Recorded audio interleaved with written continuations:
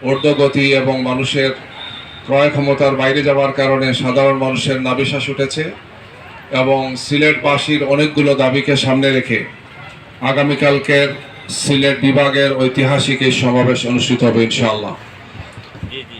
11 দলের পক্ষ থেকে এই কর্মসূচি প্রথমে ছিল রাজশাহী বিভাগীয় সমাবেশ, পরবর্তীতে সবগুলো বিভাগীয় সমাবেশ হয়েছে। চট্টগ্রামে হয়েছে, খুলনায় হয়েছে, রংপুরে হয়েছে, বরিশালে হয়েছে, মোমেনশাহীতে হয়েছে। সর্বশেষ হচ্ছে আগামীকালকের এই সমাবেশ, যে সমাবেশে উপস্থিত থাকবেন আমাদের 11 দলের শীর্ষ সমস্ত নেতৃবৃন্দ ইনশাআল্লাহ। এখানে প্রধান অতিথি হিসেবে থাকবেন বাংলাদেশ জামাত ইসলামীর আমির এবং বিরোধী দলীয় নেতা, সিলেটবাসীর প্রিয় নেতা জনাব ডক্টর শফিকুর রহমান এমপি।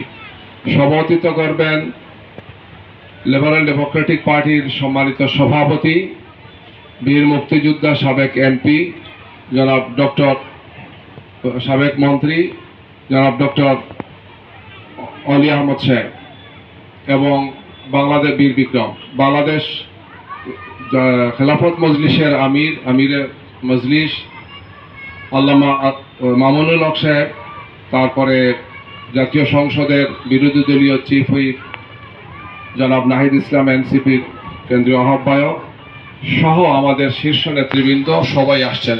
আমি গতকালকে পর্যন্ত সবার সাথেই কম বেশি আলোচনা করেছি, সবাই আসছেন ইনশাল্লাহ। আগামীকালকেই সবাই এসে ইনশাল্লাহ পৌঁছবেন। ঐতিহাসিক এই সমাবেশটি বাংলাদেশের ইতিহাসের গুরুত্বপূর্ণ একটি অধ্যায়ের সূচনা করবে এ কারণেই যে আমরা জাতীয় সংসদে বিরোধী দল থেকে যখন সরকারি দলের পক্ষ থেকে সংবিধান সংস্কার পরিষদের যে শপথ দেওয়ার কথা ছিল জুলাই জাতীয় সনদ অনুযায়ী এবং বিশেষ করে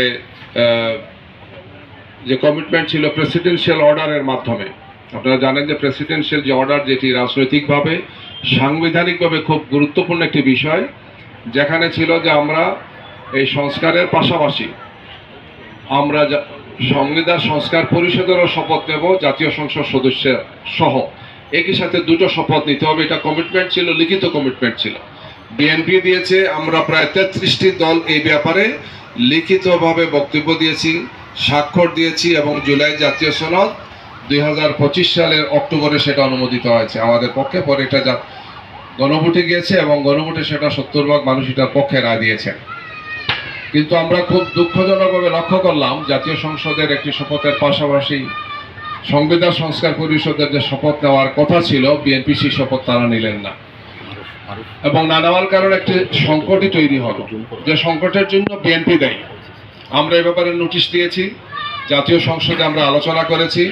আমরা এখনো এই দাবির উপর অটল অবিচল আছি যে জুলাই জাতীয় সনদ এবং গণভোটের গণরায় পরিপূর্ণ এবং অবিলম্বে বাস্তবায়ন হচ্ছে এই সংকট থেকে উত্তরণের একমাত্র উপায়।